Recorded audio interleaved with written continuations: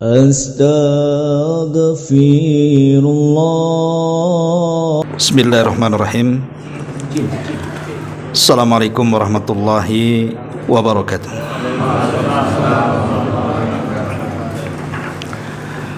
Alhamdulillah wassalatu wassalamu ala Rasulillah wa ala alihi wa sahbihi wa mawalah wa la hawla wa la quwwata illa billahi wa ba'du.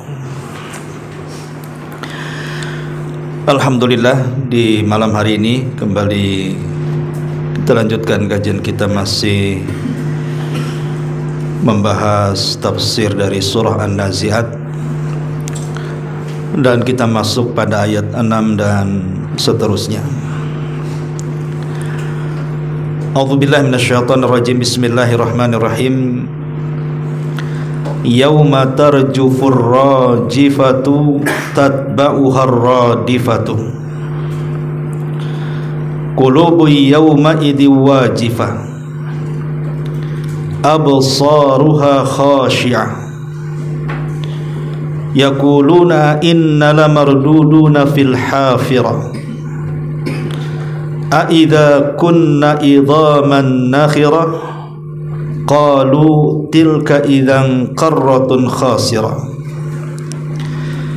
fa innama hiya zajratu wahidah fa idza hum bisahirah. Yauma tarjufur rajifah, pada hari ketika tiupan pertama menggoncangkan alam semesta. Tatba'uhar radifah, tiupan pertama itu diiringi oleh tiupan yang kedua. Qulubu yawma idhi wajifah, hati manusia pada waktu itu sangat takut sekali. Absaruha khashi'ah, pandangan mereka tertunduk hina.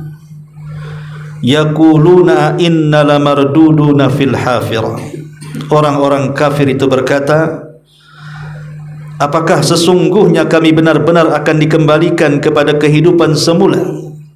A idza kunna idhaman nakhirah, apakah akan dibangkitkan juga apabila kami telah menjadi tulang belulang yang hancur lumat? Qalu tilka idzan qarratun khasirah, maka orang-orang kafir pun berkata,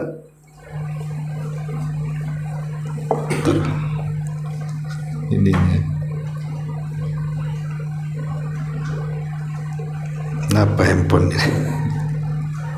Afwan. Inilah kalau mengaji pakai handphone ini, jadi tergantung sinyal dia. Qalu tilka idzan qarratun khasirah, mereka berkata, kalau demikian itu adalah satu pengembalian yang merugikan. Fa innama hiya zajratu wahidah, sungguh pengembalian itu hanya satu kali tipuan saja. Fa idza hum bisahirah, maka dengan serta-merta mereka hidup kembali di permukaan bumi. Ma'asyiral muslimin wal muslimat rahimani wa rahimakumullah. Kemarin kita sudah menjelaskan bahwa surah An-Nazi'at ini adalah surah Makkiyah. Di antara tanda kuat bahwa surah-surah itu disebut Makkiyah adalah menceritakan tentang hari kiamat. Jadi kalau ada surat-surat menceritakan tentang hari kiamat, berarti itu alamat bahwa surat itu adalah Makkiyah. Karena kalau Madaniyah itu lebih banyak kepada hukum-hukum ibadah, salat, puasa, zakat, haji, itu semua surah-surah Madaniyah. Lah kemarin kita sudah menjelaskan bahwa Allah Subhanahu wa taala bersumpah dengan para malaikat. Untuk apa sumpah itu? Untuk satu hari yang sangat luar biasa kejadiannya. Itulah yang disebut dengan Yaumul Qiyamah.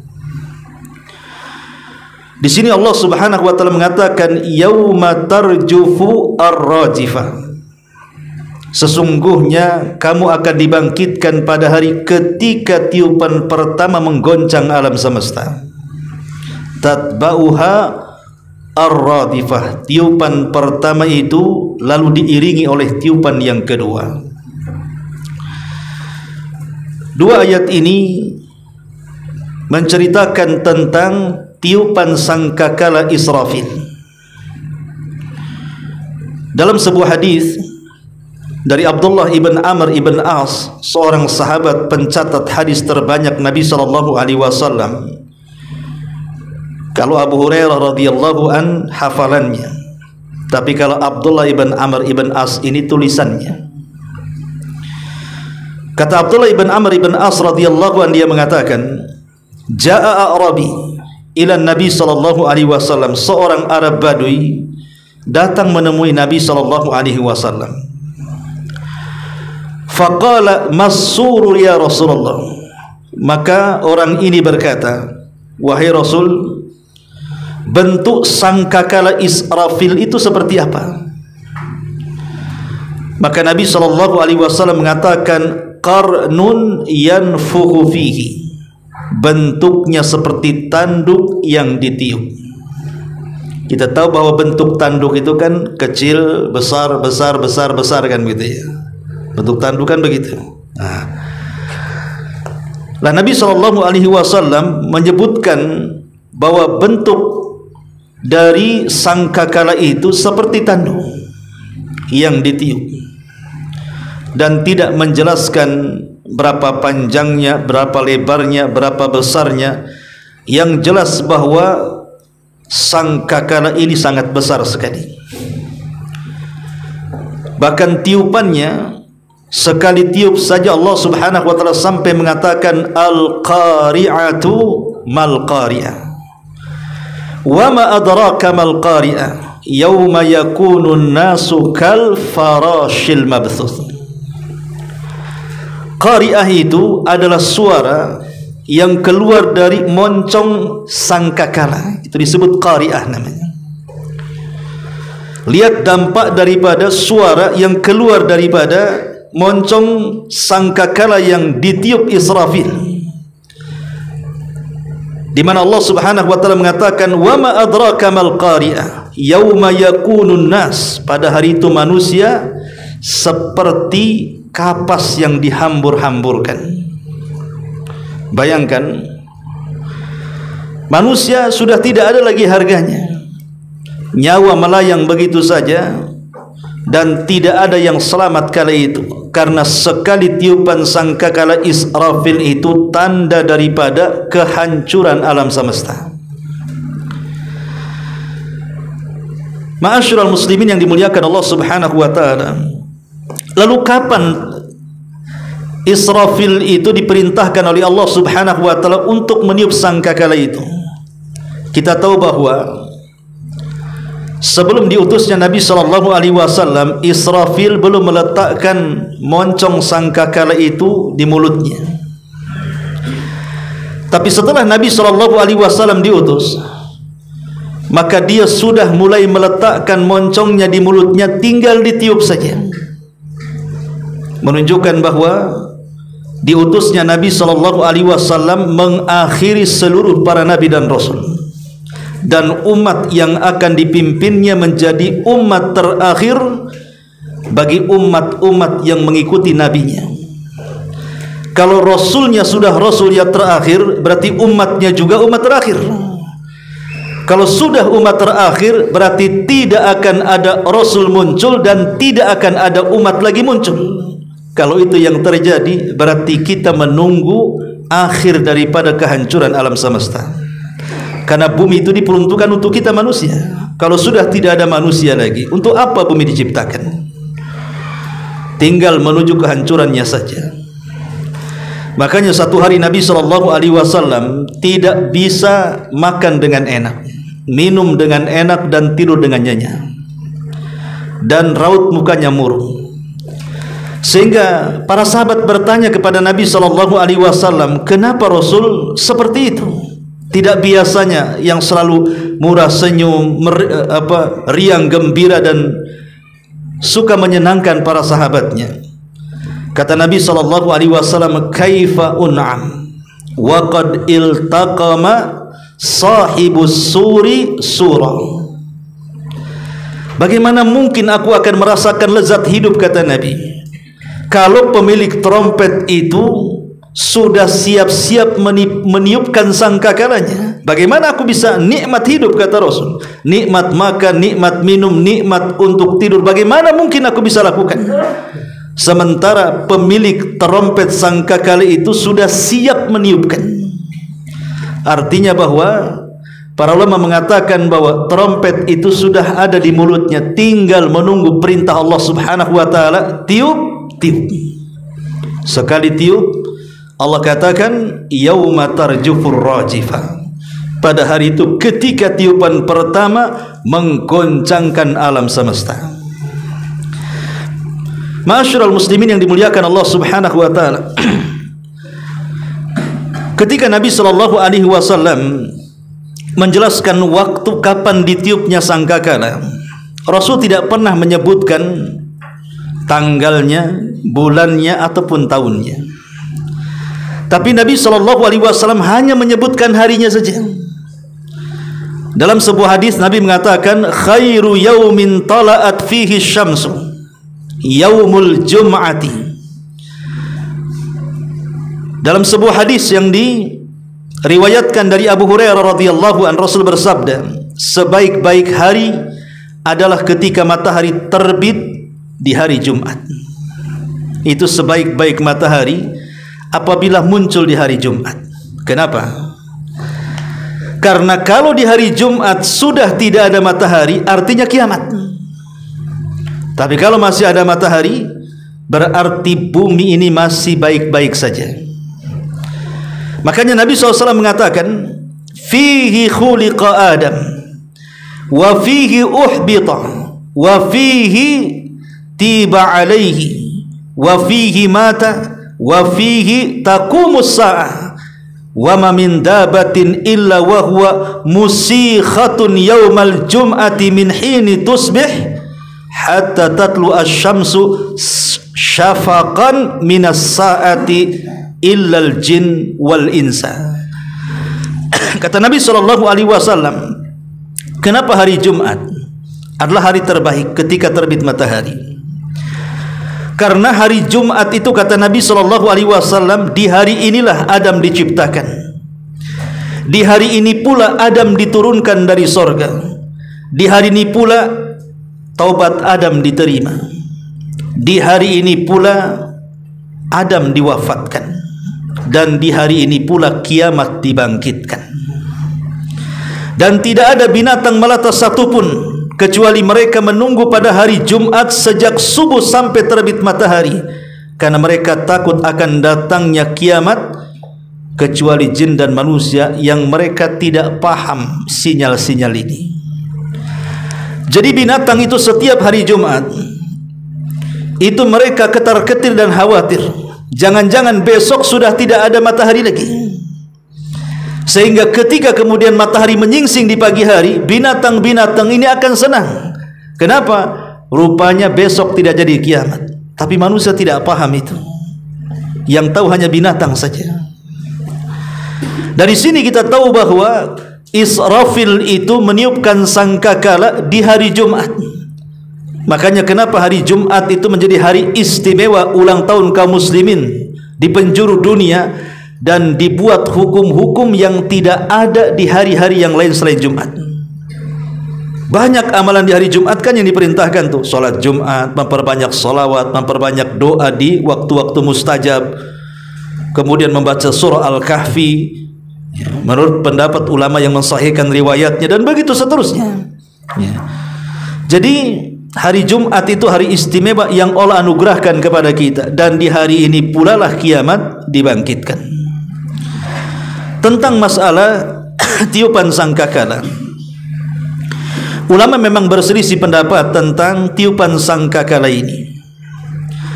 Ada yang mengatakan bahwa tiupan sangkakala ini ditiup hanya 2 kali saja. Jadi Israfil itu hanya meniup sangkakala 2 kali tiupan saja. Dan inilah yang diambil oleh pendapat Abdullah ibn Abbas, kemudian pemimpin para tabi'in Hasan al-Basri, kemudian seorang ahli tafsir terkemuka Qatadah ibn Di'amah, dan juga Al-Qurtubi serta Imam Al-Hafidh Ibnu Hajar Al-Asqalani rahimahullahu ta'ala.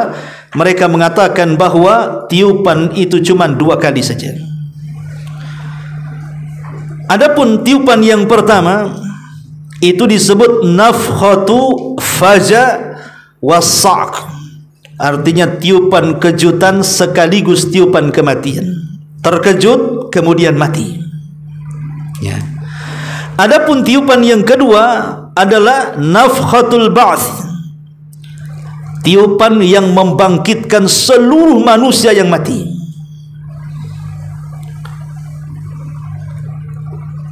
Ibnu Katsir rahimahullahu ta'ala ketika menyebutkan perkataan Abdullah ibn Abbas radhiyallahu anhuma mengatakan, qala Ibnu Abbas huma nafkhatani al-ula wa tsaniyah.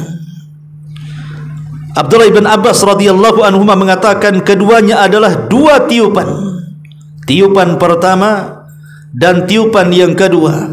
Wa hakadha qala Mujahidun wal Hasan wa Qatadatu wadh-dhahaku wa ghairu wahid. Kata Imam Ibnu Katsir, itu pula yang dikatakan Imam Mujahid, Hasan al-Basri, Qatadah dan Imam Dhahak dan ulama-ulama yang lainnya. Berdasarkan hadis Abu Hurairah radhiyallahu an, ma baina nafkhataini arbaun. Dalam hadis Abu Hurairah radhiyallahu an yang dikeluarkan Imam Bukhari, jarak antara 2 tiupan itu adalah 40.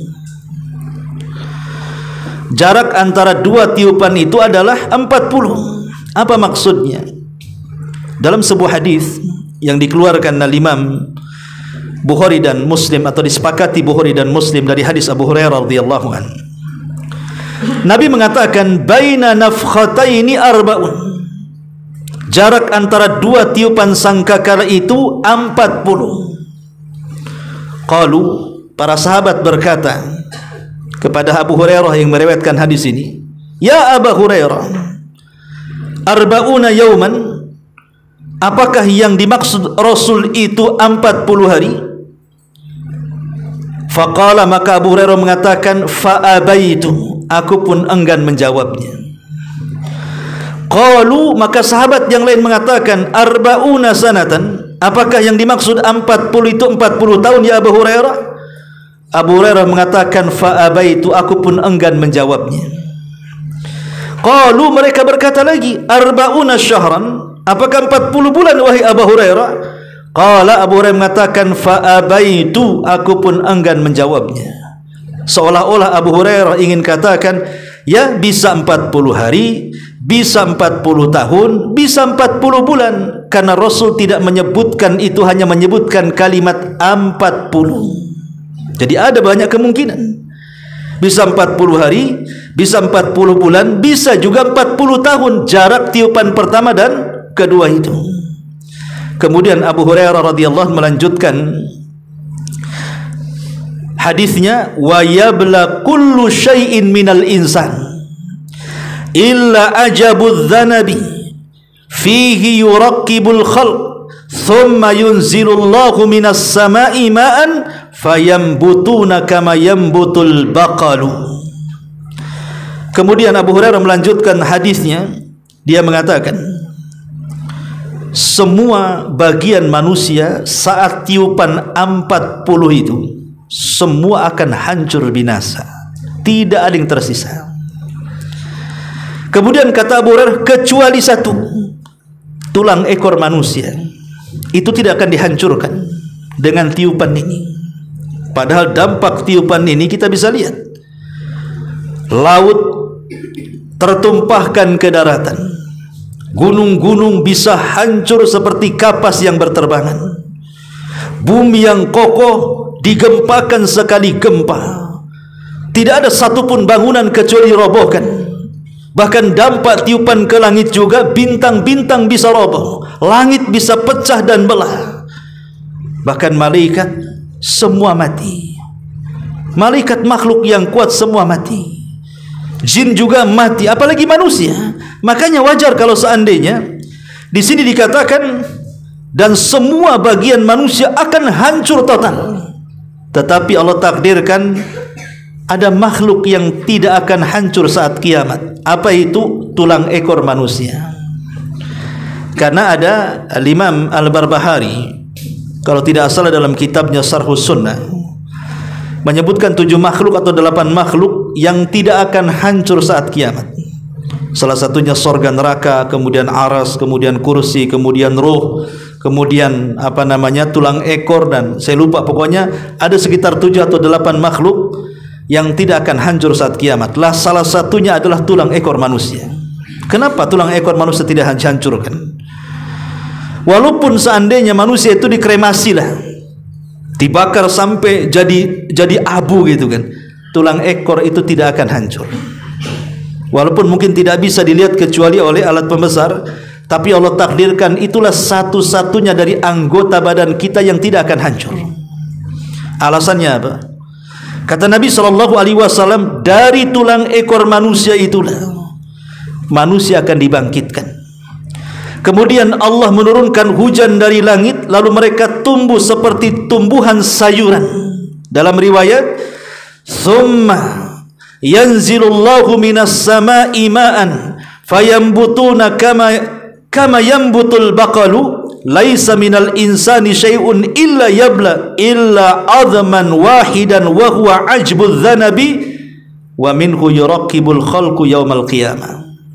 Kemudian Allah akan menurunkan hujan dari langit, maka mereka pun akan tumbuh seperti tumbuhan tunas sayuran. Tidak ada di badan manusia sesuatu apapun kecuali hancur, binasa, kecuali satu tulang kecil yang disebut dengan tulang ekor. Dan darinya lah akan dibentuk manusia pada hari kiamat, tentu setelah tiupan sangkakala yang kedua. Ya, tapi dari sini kita tahu bahwa jarak kehancuran alam semesta itu adalah saat antara tiupan pertama dan kedua. Disitulah kehancuran total luar biasa yang Allah Subhanahu wa ta'ala banyak menyebutkan di dalam Al-Quran. Bagaimana gunung-gunung dihancurkan, lautan bahkan diluapkan menjadi api, bahkan akan kering, kemudian bumi akan digoncangkan, dan begitu seterusnya. Itu antara 2 tiupan terjadi. Bahkan seluruh makhluk yang diciptakan Allah dari makhluk-makhluk berakal, malaikat, jin dan manusia mati. Bahkan ketika itu Allah Subhanahu wa ta'ala berseru kepada semua makhluk yang sudah dihancurkannya. Allah katakan, limanil mulkul yaum. Sekarang kalian tahu siapa yang berkuasa hari ini. Itulah yang Allah isyaratkan dalam surah Al-Fatihah, Maliki Yaumiddin, raja di hari ketika manusia dibangkitkan. Tidak ada raja kecuali Allah Subhanahu wa ta'ala. Limanil mulkul yaum. Sekarang kalian tahu milik siapa kekuasaan ini. Tidak ada yang menjawab. Semua makhluk sudah dihancurkan, sudah dibinasakan, malaikatnya, jinnya, manusianya, sehingga Allah hanya bisa menjawab sendiri dan mengatakan, lillahil wahidil qahar. Kekuasaan ini milik zat yang satu, yang maha perkasa lagi maha kuat luar biasa. Itulah Allah Subhanahu wa ta'ala. Sampai Allah menyerukan, ainal mutakabbirun, mana orang-orang yang congkak dan sombong itu, mana Namrud, mana Fir'aun, mana Qarun, mana orang-orang yang mengaku Tuhan itu, semua dibinasakan Allah Subhanahu wa ta'ala. Maliki yaumiddin. Ma'asyiral muslimin yang dimuliakan Allah Subhanahu wa ta'ala. Nah, dari sini kita tahu bahwa jarak tiupan pertama ke kedua itu berdasarkan hadis Abu Hurairah radhiyallahu an adalah 40, tanpa menyebut 40 hari, 40 bulan ataupun 40 tahun. Ma'asyiral muslimin yang dimuliakan Allah Subhanahu wa ta'ala, siapa yang pertama kali mendengar tiupan itu? Ketika Israfil meniupkan sangkakala itu, siapa yang pertama kali mendengar?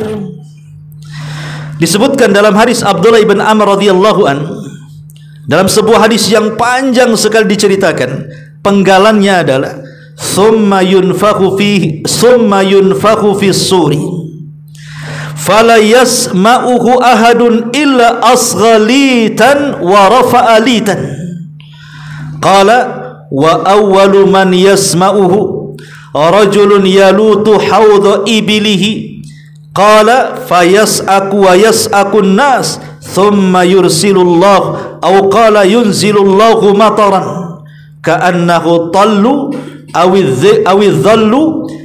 Nu'man rawi hadis asyak fatambutu minhu ajsadun nasi thumma yanfukhu fihi ukhra fa idahum qiyamun yanzurun. Kemudian ditiupkan sangkakala pertama, tidak ada seorang pun yang mendengarnya kecuali dia memasang pendengarannya lalu menjulurkan lehernya. Seperti ini kan, kalau kita dengarkan biasa gini. Ya. Kata Nabi SAW, tidak ada seorang pun yang mendengarnya kecuali dia akan memasang pendengarannya dan berusaha menjulurkan lehernya. Beliau bersabda, maka orang yang pertama kali mendengarnya adalah seseorang yang tengah memperbaiki telaga untanya, kolam unta untuk minum itu. Beliau berkata, dia pun tiba-tiba mati setelah mendengar itu, dan orang-orang pun mengikuti kematiannya. Kemudian Allah mengirim, atau beliau berkata, menurunkan hujan gerimis atau naungan. Nu'man salah seorang rawi ragu-ragu yang mana satu. Kemudian Allah menumbuhkan atau membangkitkan jasad-jasad manusia. Kemudian ditiuplah sangkakala yang kedua, maka tiba-tiba mereka berdiri menunggu putusan Allah terhadap mereka masing-masing.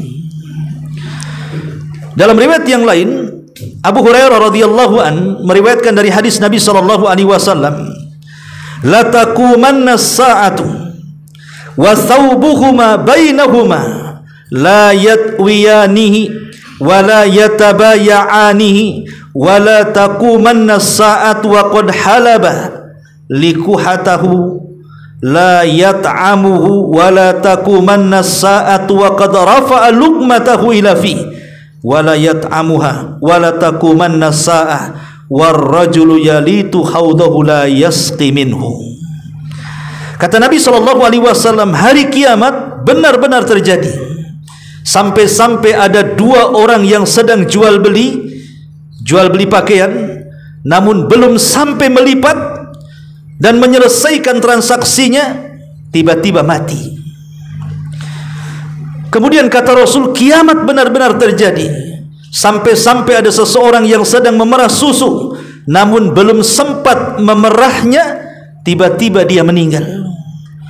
Kemudian Rasul mengatakan, kiamat benar-benar terjadi sampai-sampai ada seseorang yang sudah mengangkat sesuap makanan ke mulutnya, namun ia tidak sempat memakannya, dia pun binasa. Kemudian Rasul mengatakan, dan sungguh kiamat akan benar-benar terjadi sampai ada seseorang yang sedang berdiri di tepi telaganya, namun dia tidak sempat meminumnya, keburu binasa. Lihat bagaimana pengaruh sangkakala ini, pengaruh yang dahsyat luar biasa. Sekali dengar, dalam kondisi apapun langsung jatuh kemudian mati. Seperti tadi, tidak sempat jual beli, tidak sempat minum, tidak sempat makan, tidak sempat berdiri, semua langsung mati. Itu dampak daripada tiupan sangkakala yang pertama. Ma'asyiral muslimin yang dimuliakan Allah Azza wa Jalla, adapun sangkakala tiupan yang kedua, itu adalah jarak antara tiupan pertama ke kedua yang 40 itu. Disitulah terputusnya azab kubur. Jadi azab kubur terputus, tidak ada lagi azab kubur. Sehingga ketika kemudian tiupan yang kedua ditiup oleh Israfil, orang-orang kafir kemudian menyangka mereka tidak akan dibangkitkan karena sudah tidak ada lagi azab kubur tuh. Dari sini keyakinan ahli sunnah wal jamaah, apakah azab kubur itu munqati atau mustamir, terputus atau terus menerus? Maka pendapat yang rajih wallahu alam bahwa terputus dengan tiupan sangkakala yang pertama. Inilah memutus azab kubur, artinya sudah tidak ada lagi alam barzah. Semua manusia ditidurkan, mukminnya kafirnya.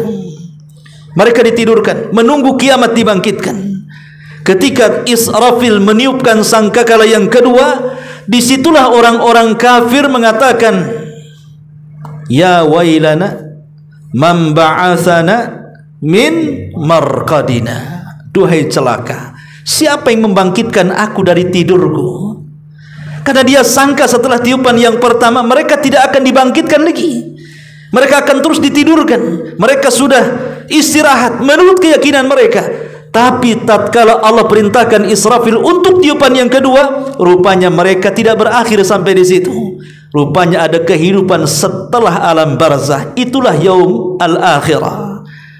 Makanya mereka mengatakan, ya wailana man ba'atsana mim marqadin. Duhai celaka, siapa yang membangkitkan aku dari tidurku ini?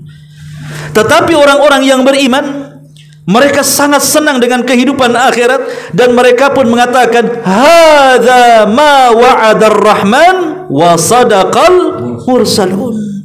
Ini semua janji dari Allah. Rupanya benar ucapan para nabi itu, ucapan para rasul itu rupanya benar.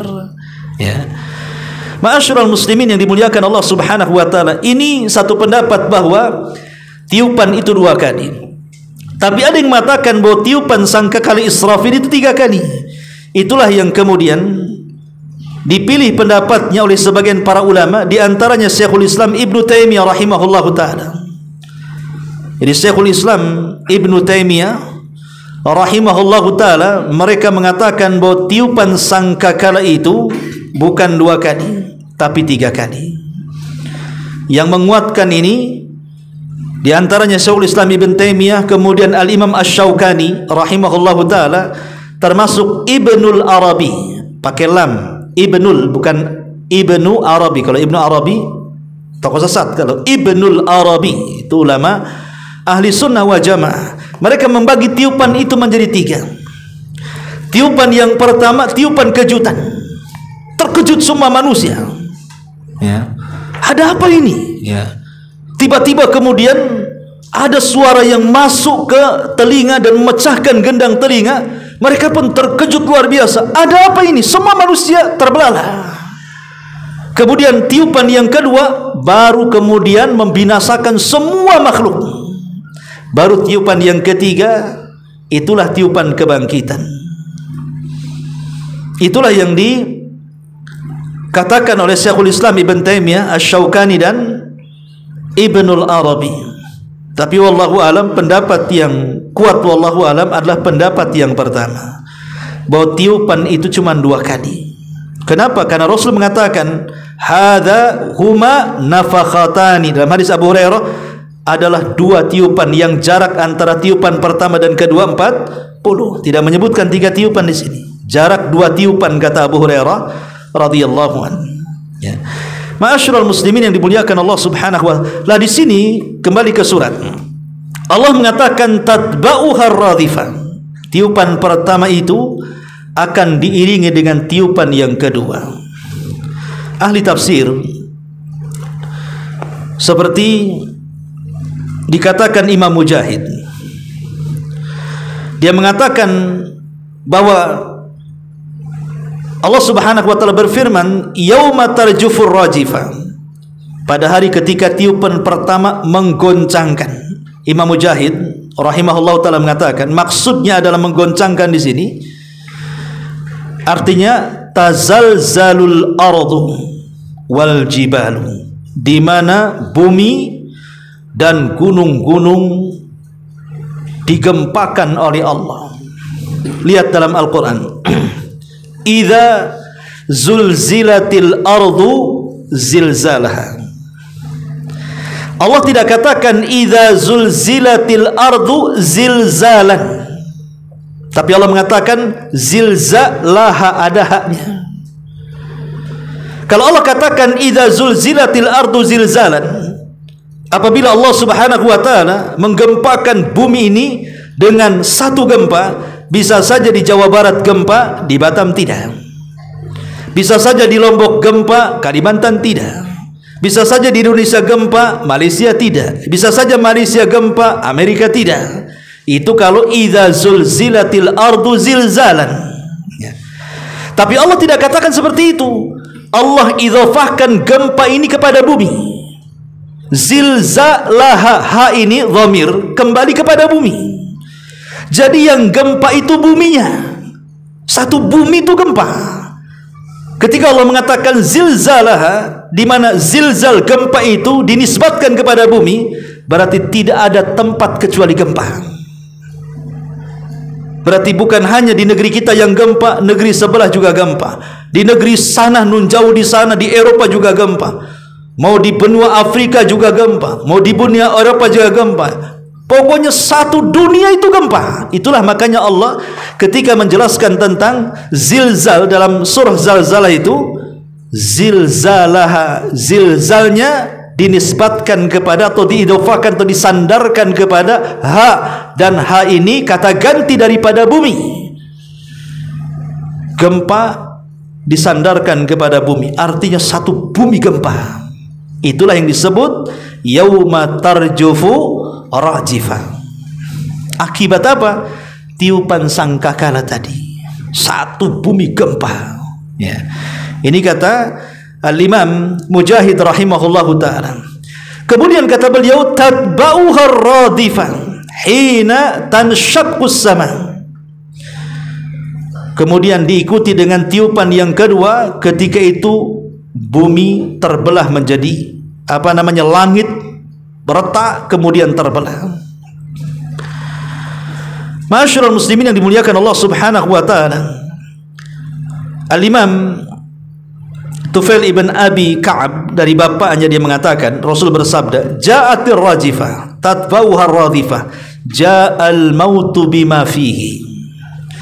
Artinya ketika datang tiupan sangkakala pertama kemudian diikuti sangkakala kedua, maka itulah datangnya kematian dan kehancuran di dalam kematian itu.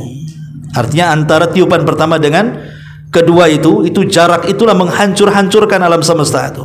Tidak ada yang selamat. Bumi, planet, galaksi, langit, bintang, tidak ada yang selamat. Semua dihancur-hancurkan Allah Subhanahu wa taala. Karena Allah mengatakan, qulubu yauma idzi wajifah. Hati manusia pada waktu itu sangat takut sekali. Gimana tidak takut? Ketika kita mendengar ada tsunami saja, kita sudah merinding. Ketika kita melihat ada tanah bergerak yang membawa bangunan-bangunan dan orang-orang tertimbun di dalamnya, kita sudah terbayang gimana kita kalau yang di situ. Ketika ada gempa yang merobohkan satu kabupaten saja, coba kalau kita yang ada di situ. Ya. Kita sudah dagdug-dagdug. Saya waktu di Lombok tuh, itu kan masih kondisinya masih ya, skaliternya kecil memang. Ya. Sama Ustadz Aswad waktu itu kita bawa makanan, ya. Ketika itu arahnya ke bukit, rupanya bumi itu goncang kemudian membelah, ya. Belah itu bumi itu, retakannya nampak kita, ya. Cuman sopirnya ini sopir Medan ini berani dia. Kita nggak terasa, padahal goncangannya kuat sekali. Itu saja sudah ketika kita berhenti, kita tidak berani lagi tuh ngegas tuh. Langsung lama berjam-jam nunggu di situ, baru stabil, baru jalan lagi. Bahkan di malam hari hotel semua kosong, tidak ada yang berani nginep di hotel. Semua nginep di tenda-tenda.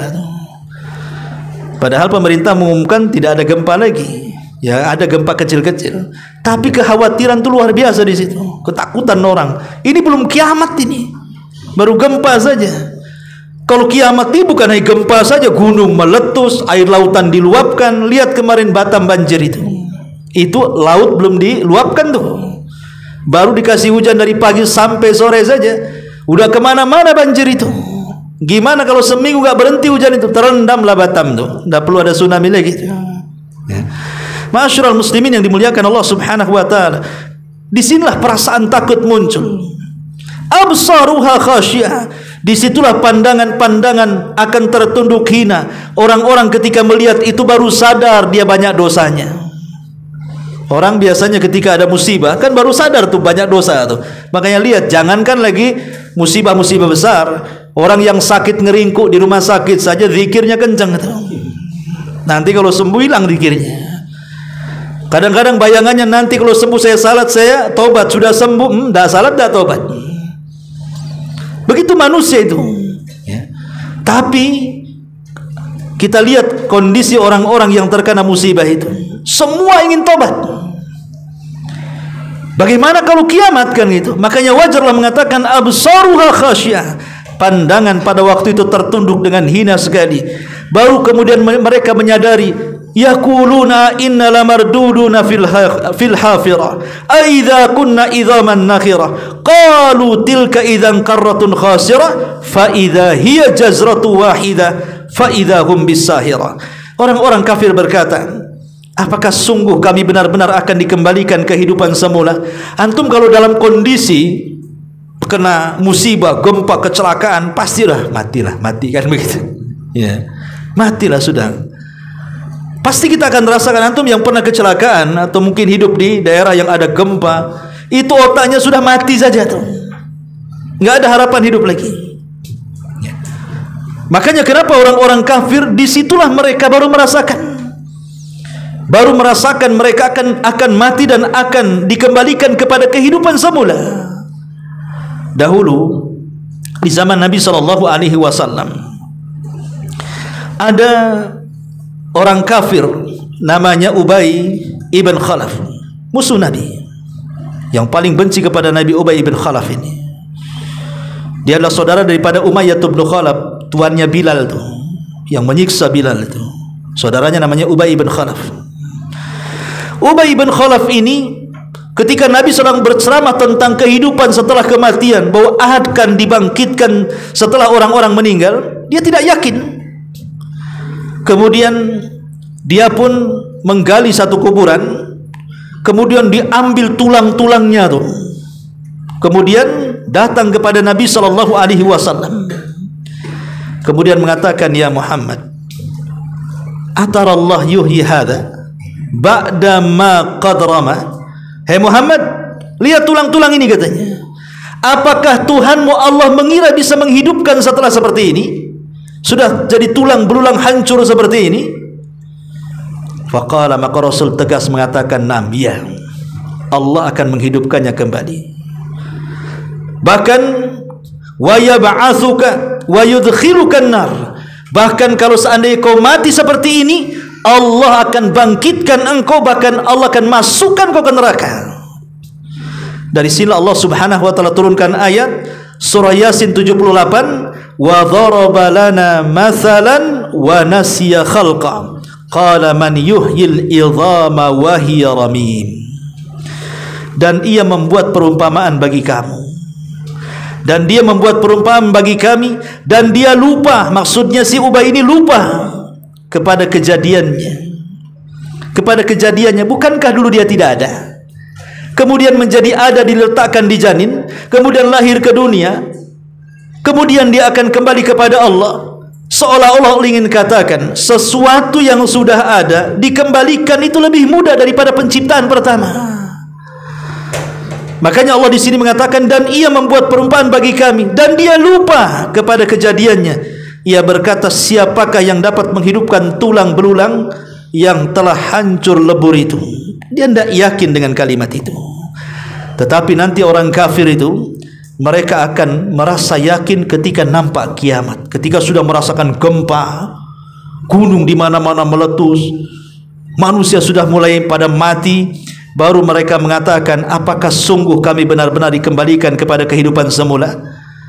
Apakah akan dibangkitkan juga apabila kami telah menjadi tulang yang hancur lumat? Mereka berkata, kalau demikian adalah sesuatu pengembalian yang rugi. Baru mereka sadar bahwa ada kehidupan setelah kematian. Sebenarnya kita lihat tidak semua orang kafir itu juga mengingkari. Kita lihat coba sekarang orang-orang Nasrani itu, kalau sebagian mereka meninggal, mereka ada namanya salon kematian kan? Tahu antum salon kematian?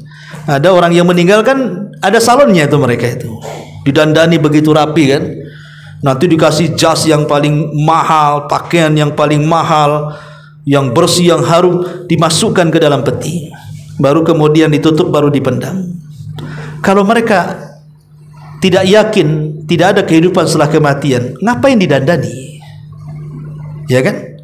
Ngapain didandani? Berarti mereka yakin ada kehidupan setelah kematian. Artinya orang Nasrani saja yakin, tapi ada sebagian orang-orang yang mereka tidak yakin ada kehidupan setelah kematian. Ma'asyiral muslimin yang dimuliakan Allah Azza wa Jalla. Makanya Allah mengatakan, mereka berkata, kalau demikian ini adalah satu pengembalian yang merugikan. Sesungguhnya pengembalian itu hanya satu kali tiupan saja, maka dengan serta mereka hidup kembali ke permukaan. Artinya setelah tiupan yang kedua, mereka dibangkitkan oleh Allah Subhanahu wa taala. Itu disebut yaumul ba'tsi. Wallahu alam. Sampai di sini saja, sampai surah An-Nazi'at ayat 14. Insyaallah kita lanjutkan ayat selanjutnya minggu depan. Baik, sebelum saya tutup, kalau ada yang bertanya silakan. Iya. Dalam tadi di pertama semua itu di manusia dan malaikat ya. Israfil sendiri gimana? Ya, alhamdulillah. Sebenarnya terjadi silang pendapat di antara para ulama ketika Allah Subhanahu wa taala berfirman dalam surah An-Nahl 87, wa yauma yunfakhu fis suri fa fazi'a man fis samawati wa man fil ardi illa man sya Allah. Dan hari ketika trompet atau sangkakala itu ditiup, maka makhluk yang ada di langit dan di bumi terkejut.